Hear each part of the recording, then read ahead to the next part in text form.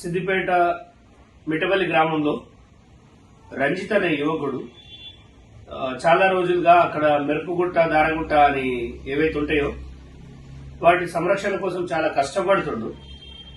ఈ మధ్య అక్కడ ప్రవీణ్ రెడ్డి వంగ అని ఒక దొర బినామీ ఉన్నాడు.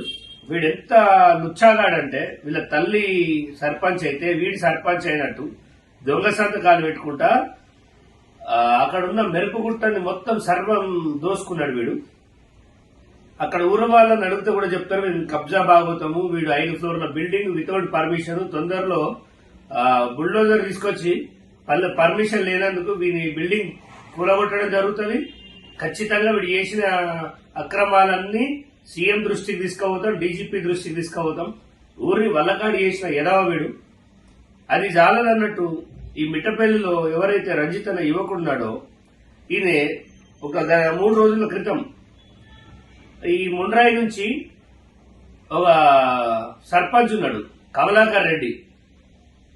వీడు ఏమనుకుంటాడో తెలియదు కానీ ఆ పిల్లగారింటికి 70 మందిని తీసుకుపోయి హత్యా ప్రయత్నం చేసిండట. కొట్టి సంపుతం ఎవడేం చేస్తాడన్నది. నువ్వు వాడిని ముట్టుకొని చూడు, 1000 మందితోటి నీ ఇల్లు ముట్టడిస్తాం మేము. తమాషా చేస్తున్నావా? ఇప్పుడు పోయి కేసు పెడతా అంటే నీ కేసు ఎవరు తీసుకోవాలి? నీకు పర్మిషన్ ఉందా ఆడ తవ్వనికి? నీకు మట్టి తవ్వ నీకు పర్మిషన్ ఓడిచ్చిండు? సిద్దిపేట సహజ సంపద అది. అక్కడున్న నరసింహస్వామి గుడిని మింగేస్తే ఆ 3 టౌన్ సిఐ అంటాడట ఆడ గుడే లేదంటాడట.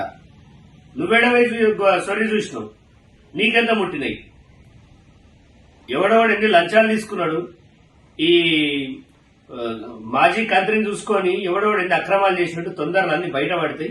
మిమ్మల్ని బజారు గుంజుతాం, మీ ఉద్యోగాలు వీక్తాయి. తస్మాత్ జాగ్రత్త. డీజీపీని కలిసి మీ సంగతి మొత్తం చెప్తా. నేను తమాషాలు చేస్తున్న ఉద్యోగాలు ఉంటే వాళ్ళు దగ్గర పెట్టుకొని పనిచేయాలి.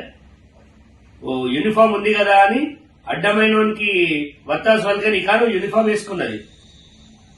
నువ్వు ఏం చేస్తావో చేసుకో. నేను ఖచ్చితంగా డీజీపీని కలిసి ఆ పిల్లగాని పైన కనుక కేసు పెడితే నువ్వు ఒక కరెక్టెడ్ పోలీస్ ఆఫీసర్ అని ఖచ్చితంగా నేను ప్రూవ్ చేయాల్సి వస్తుంది. దీన్ని ఏం ఊరుకునేది లేదు. ఇది పై స్థాయిలో చేస్తాం. సిద్దిపేటని సర్వనాశనం చేసేసారు. ఆ పిల్లగాడిని చంపుతారా? మొన్న రాత్రి కూడా వాళ్ళు మీకు ట్రక్ చేయడానికి పోయారట. 4 స్నేహితులు ఉన్నారు కాబట్టి బతికేడు. ఆ పిల్లగాడికి గీత పడ్డా ఆ పిల్లగాడి మీద కేసు చేసిన ఎట్టి పరిస్థితిలో అక్కడున్న సీఐ పైన చర్యలు తీసుకోవాల్సి వస్తుంది. ఖచ్చితంగా పోరాటం చేస్తాం. దానికోసం ఎంత దూరమైనా పోతాం. మీరు మీ ఇన్ని రోజులు చేసిన దుర్మార్గాలు చాలు. ఇప్పటికైనా దాన్ని ఆపేయండి. ఆ గవర్నమెంట్ లేదు, ఆ మంత్రి లేడు. ఇప్పుడున్నది మంచి ప్రభుత్వం.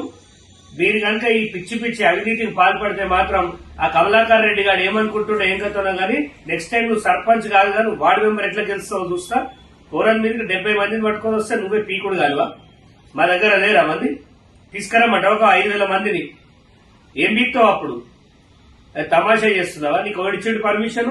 నువ్వు సర్పంచ్ అయితే కోన్కిస్కా గాని 5 ఉంటావు, పీక్తావు.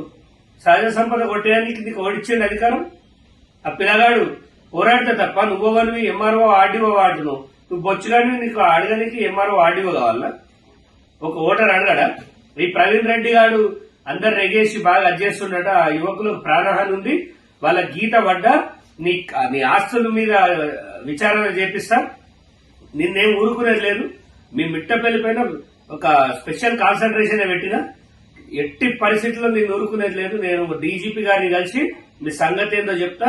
ఆ పిల్లగానికి కనుక గీత పడ్డా అక్కడున్న 3 టౌన్ సిఐని ఆయన పైన చాలా ఆరోపణలు ఉన్నాయి, సాక్ష్యాధారాలు కూడా ఉన్నాయి. ఎక్కువ తమాషాలు చేయద్దని పోనీ అని ఊరుకుంటున్నా. ఇన్ని రోజులు చేసినాయి. మరి మేమంటే ఏందో కూడా చూపిస్తాం, మీరంటే ఏందో చూపిస్తా అంటే కూడా చూపిది. ఇది కరెక్ట్ కాదు. ఆ పిల్లగాడు న్యాయం కోసం పోరాడిండు. వాడు పోయి మట్టి ఆపుతుండు. అట్లా తీసుకొస్తారా? మా దగ్గర వీడియోలు ఉన్నాయి. వీడియోలు చూస్తామా? చేతన అవుతుందా నీకు? ఆల్రెడీ యుద్ధిస్తారా అనే ఛానల్ లేపించినాం. వారికి కనుక గీత పడ్డా వారికి ఏం జరిగినా మేము సిద్దిపేటలో రణరంగం చేస్తాం. ముందే చెప్తున్నాం. దాదాపు 5000 మందితో చూసుకొస్తాం. మరి తస్మాత్ జాగ్రత్త. అన్యాయం చేసిన సర్పంచ్ కమలాకర్ రెడ్డి, ఈడు ప్రవీణ్ రెడ్డి వంగ. ఈ శాతం అయితే వాడు పెద్ద బిల్డింగ్ కడుతుడు పర్మిషన్ లేకుండా. దానిపైన చూడండి, చూడాలి అక్రమాలు జరిగినాయి. అది చూడండి. మీకు శాతం అయితే గజ్జేయండి కానీ పిల్లల్ని కనుక అణచివేస్తే ఇంకా బీఆర్ఎస్ గవర్నమెంట్ ఉందని ఎవడెవడైతే అనుకుంటుండో మేము మీతో ముక్కు నాలుగు రాపిస్తాం, జాగ్రత్త. ఏమో పోనీ అని ఊరుకున్నా కొద్ది ఇన్ని రోజులు అంటే పోరాటంలో మేము స్మూత్ గా ఉన్నాం కానీ ఇప్పుడు ఇంకా స్మూత్నెస్ పనికి రాదు. దెబ్బకు 10 దెబ్బలు వేస్తాం. తస్మాత్ జాగ్రత్త. ఆ పిల్లగాని మీద కనుక కేసు తీసుకొని అన్యాయం చేస్తే మాత్రం నేను ఎంత దూరం అయినా పోయి దీనిపైన విచారణ చేపిస్తా అని చెప్తున్నా.